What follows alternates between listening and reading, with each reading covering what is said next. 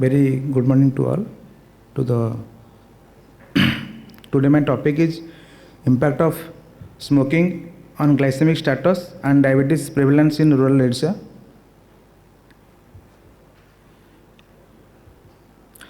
As you all know, smoking has well established adverse effect on metabolic and vascular health, contributing impaired glucose regulation and elevated risk of type 2 diabetes.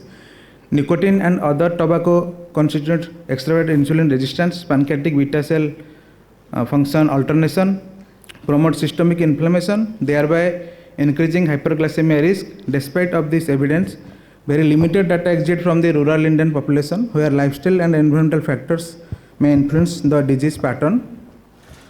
The objective of my study is to evaluate the association between smoking and glycemic control by comparing random blood sugar level and prevalence of diabetes between smokers and non-smokers in rural areas. This is an observational study analyzing the relationship between smoking habits and the glycemic status among the adults in rural areas. As you all know, nicotine stimulates the release of catecholamine, which promoted glycogen breakdown and gluconeogenesis, which impairs the insulin signaling. The cell became less responsive to insulin, leads to insulin resistance. Cigarette smoke contains free radicals and toxins that causes oxidative stress, promote systemic inflammation, which interferes with insulin receptor function, again reduces the insulin sensitivity and blood sugar level will rise. Chronic exposure to nicotine, carbon monoxide damage the beta cells in the pancreas, lead to impaired insulin secretion, worsening the glycemic regulation.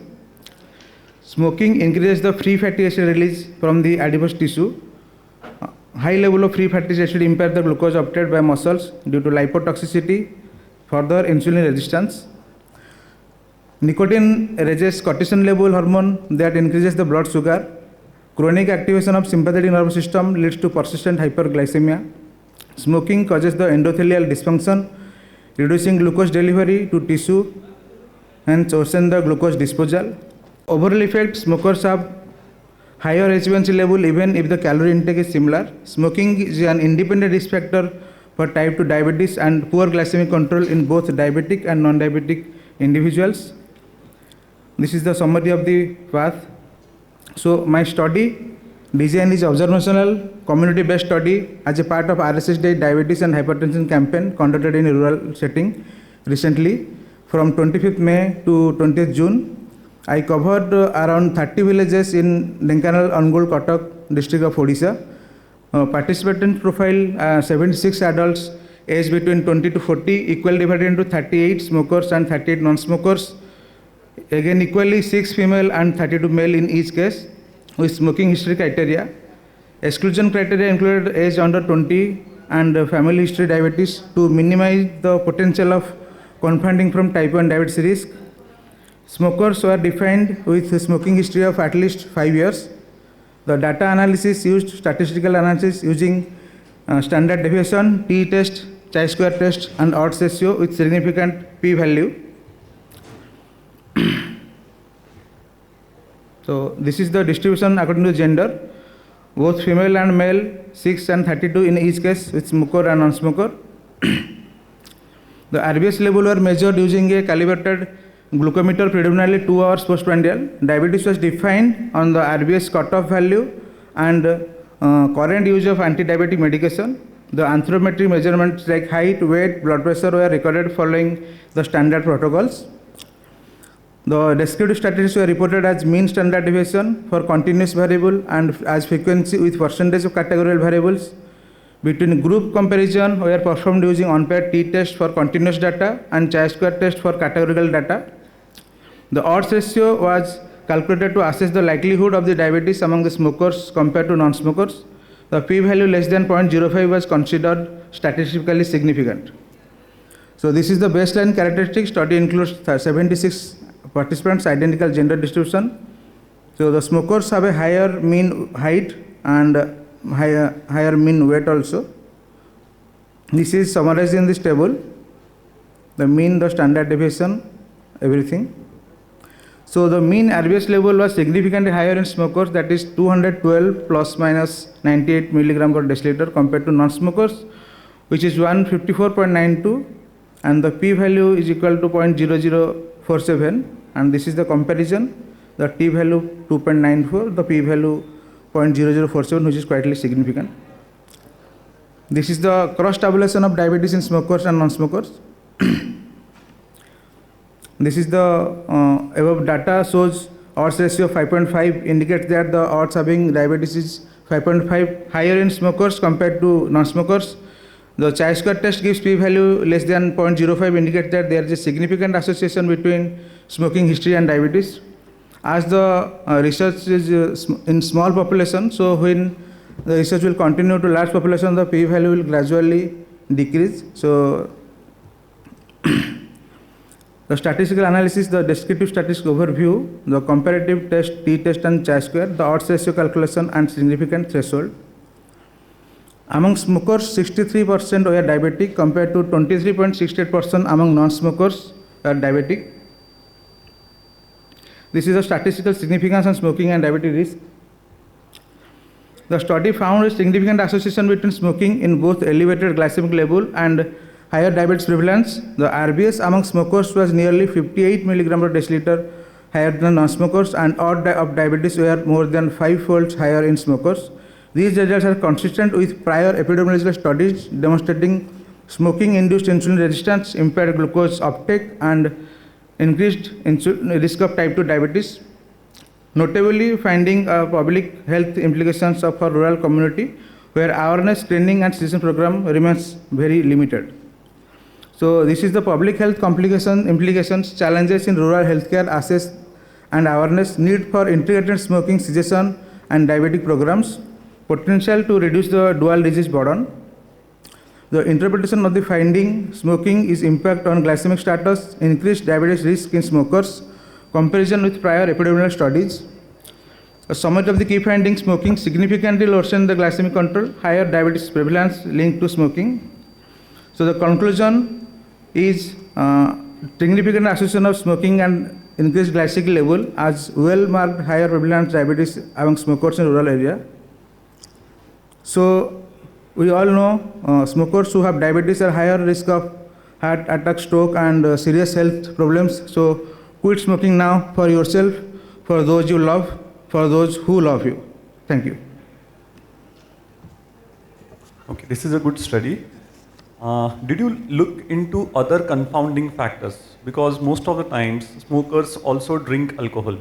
So Yes, sir. Yes, sir. It's a complete data of around more than 3,000 patients. Then, like this 25 days of RSS diet and hypertension challenge, in which I summarized this who's having smoking history, and I excluded the alcohol history. So if we add alcohol and smoking, then it will interfere in the data. So there are other people with alcoholic, but here they are strictly as per their.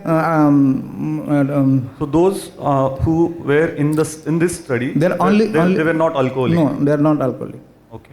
Second thing, what was the pack years? Because I was more interested. So smoker is a smoker, but somebody smokes 1 cigarette, 1 packet, 2 packets, 10 packets. So what was its relation with the? Here I am adding that I have taken those who have more than 5 years of smoking history. So a occasional smoker can't smoke for 5 years. So I skip that packets. So that can be included.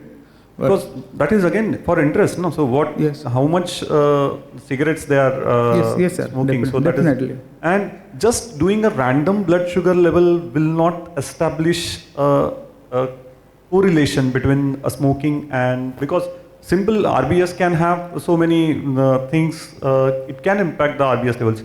I was more interested in actually looking for HbA1c levels and the number of pack years and its association with the HbA1c levels and pack years. So it will be more relevant clinically also. Yes, sir. Because it's quietly rural, like extremely rural. So HbA1c of all patients is not possible.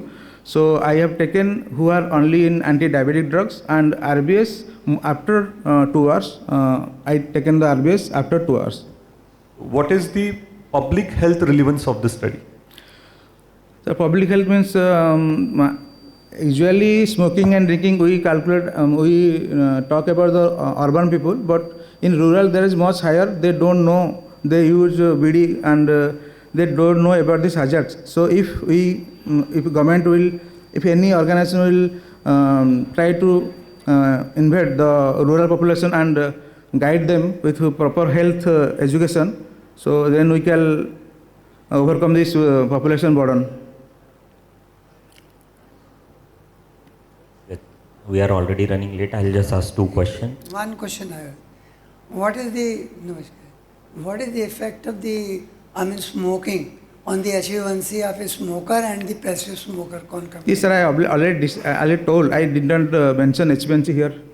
And what about the cough induced by the? No, sir. It's only about diabetes relation. So I did not study the cough part. That this study is only the relationship between diabetes and smoking. So I did not study about the cough part. Neither HbA1c? No, sir. No. As clinical or practical point, is it going to increase when the RBCs are increased, or it is going to decrease HbA1c? So obviously, sir, RBC higher than HbA1c should be higher. How it can be low when RBC is high? Unless eating some sweets or anything, then if RBS is high, then HbA1c will definitely high. Just few questions. Is there any standard definition of smoker, non-smoker, ex-smoker, occasional smoker? Yes, sir. Because that is your study. Yeah. Is there any standard terminology like this? No, sir. How did you define?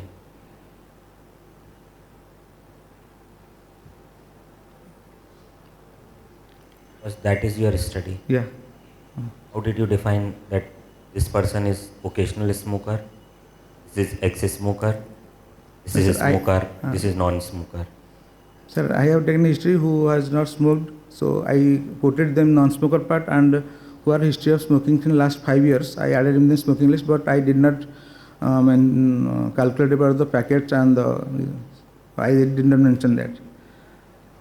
And the nicotine content also varies. Yes, sir. That is again the thing. In your study, you have not mentioned anything regarding OHA. Without OHA, looking into RBS Yes. will be like useless. So how did you match that? Somebody on insulin, somebody just on metformin. Okay. How did you equate? No, sir. Anything you mentioned regarding gender? Yes, sir. I have not seen the slide actually. Yes, sir. Gender. Did you Yes, sir. 6 female and 32 male in smoking, and in non-smoking 6 female and 32 male. Okay. Okay.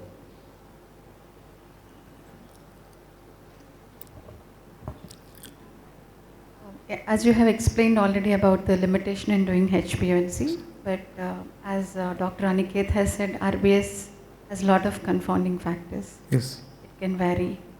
So, and one more thing is, it is done in people with diabetes, the OHA history insulin has not been taken into account. No, sir. Because in did rural, most of the time in rural, they discontinue the medicine, and they do not come with the medicine in a.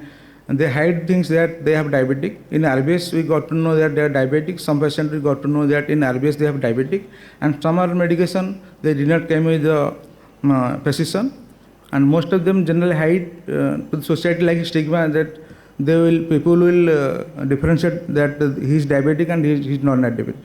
That's why it's not possible to collect all the data about the OHA, and that may interfere with the RBS. Seen new onset cases as well. No, in your sir. study. New onset are maximum, but there are also they clearly admit that they are having diabetic, Diabetes. but they are discontinuing the medicine. So both are diabetic known and new cases. Thank you. Thank sir. you.